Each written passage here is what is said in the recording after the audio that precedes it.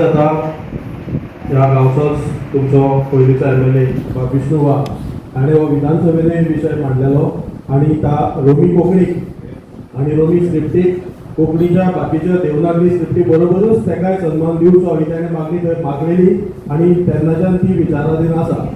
आतांय म्हाका दिसता विधानसभेन हो विशय येता, खूब कडच्यान हें रिजोल्युशन येता आनी आतां जशें फ्रांसिस्को सांगलें आनी मागणी केली ग्लोबल कोंकणी फोरमाची की ते लिंग्विस्टीक कमिशना कडेन वयचे ते म्हाका दिसता वचूनी, पूण त्याच बरोबर आमचे पंचायती तर्फे परत एका सरकाराकूय आमी हें रिजोल्युशन धाडुया की कोंकणी देवनागरीक जितलो सन्मान मेळटा आनी तो मेळपाकूच जाय, त्याच बरोबर रोमन कोंकणीकूय तो सन्मान फावो जावपाक जाय, कोणाचेंच कांय नुकसान जावपाचें ना.